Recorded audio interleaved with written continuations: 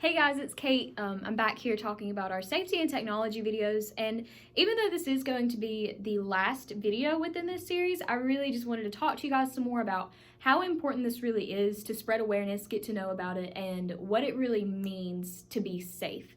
So something that everyone thinks about, and I know that we talked about it too a little bit earlier, is anywhere, anything could happen. So you never really know whether it's small town Jacksonville, Alabama, whether you're in Birmingham, Atlanta, one of these bigger metro areas, you never really know. So you always have to stay aware of your surroundings, what's going on around you, the nearest place you can get help. You need to stay on your phone with stuff. So just kind of make sure that you're being aware of your surroundings, what's going on. If you see something sketchy, if you have bad instincts about something, trust your gut on those.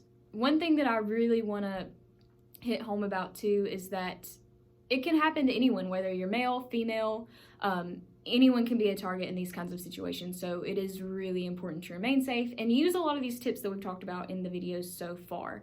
One thing that I do want to do here in the next few minutes is actually interview some students here on campus. I just kind of want to get a feel for what they think safety is, what they do as far as safety concerns go, whether they have a plan, whether they're prepared, and how they feel on campus in general as far as safety is concerned. Our University Police Department, they do a fantastic job here on campus. They're always around, looking out for us, checking on us, making sure. Personally, I can attest to this as I had a radio show last semester that wouldn't let out until 11 o'clock, and there was always UPD officers out there looking out for us, making sure that we got to our cars, making sure that we were safe and nobody was snatching us up. But I do want to get some student perspectives. I want to get male and female, so I'm going to call in a few people to help me out with that. Okay, so right now I am with Lane Futrall. I'm going to go ahead and let you introduce yourself.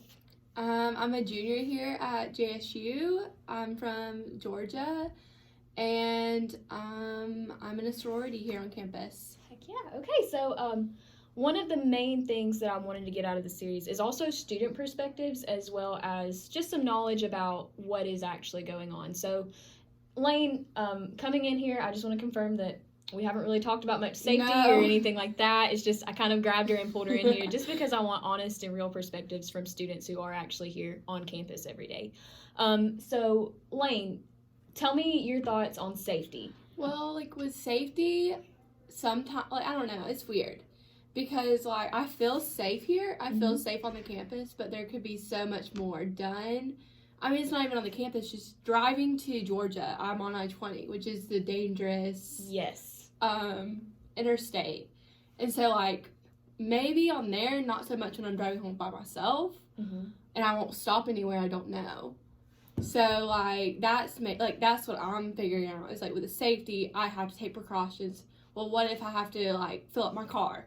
Well, what can I at least make it to Georgia where, like, okay, I'm from Georgia, like, I know parts of Georgia. Yes. So it's just all about that, just trying to know what you know. Definitely. And I mean, that brings us to our next question. You said that it's not necessarily a safety issue here, but in general, do you feel safe here on campus? Yes, I feel like there's not much, it's a small town. It's not like a big city where it's common to happen. It's not like it's Atlanta, it's not New York. I mean, it's just little Jacksonville. And so I feel safe, but it's also like you hear those things. Yes. You hear what's going on in Auburn. You hear what's going around anywhere in the world. Yes. So it gets you worried, but like I'm not over the top where I'm like, okay. You know? Yes.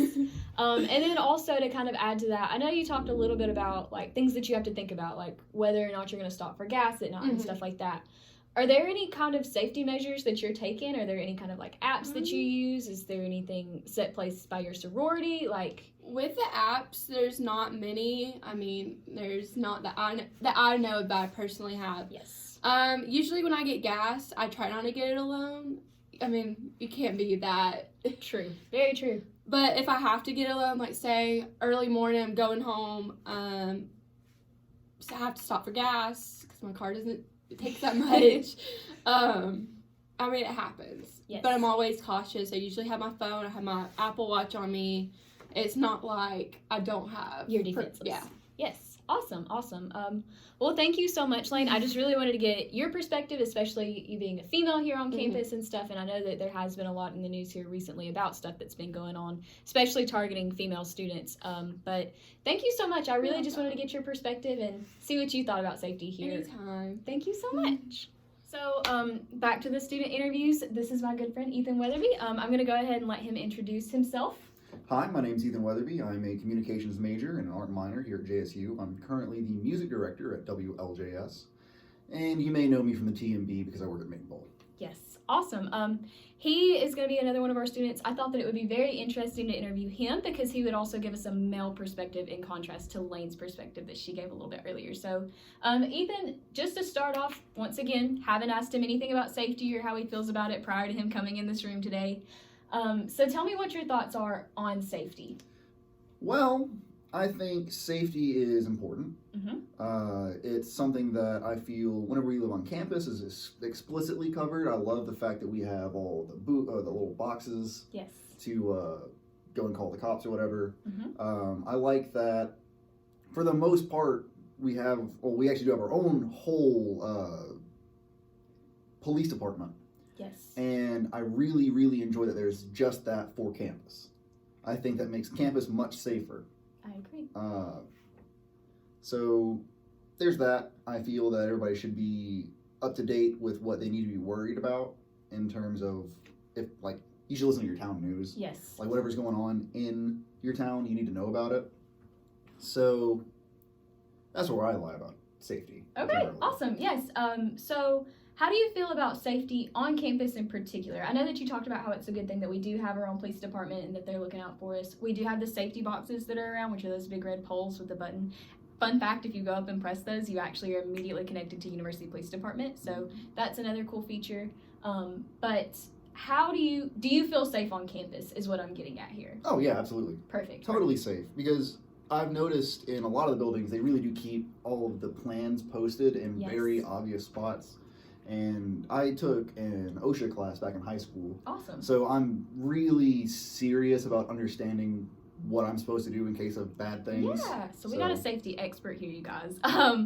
But another thing, do you have any safety plans personal to you? So, do you have any rituals or anything that you do just to kind of make sure that you're staying safe? Do you ever get a little bit nervous walking your car at night? Have something that you do? Anything like that?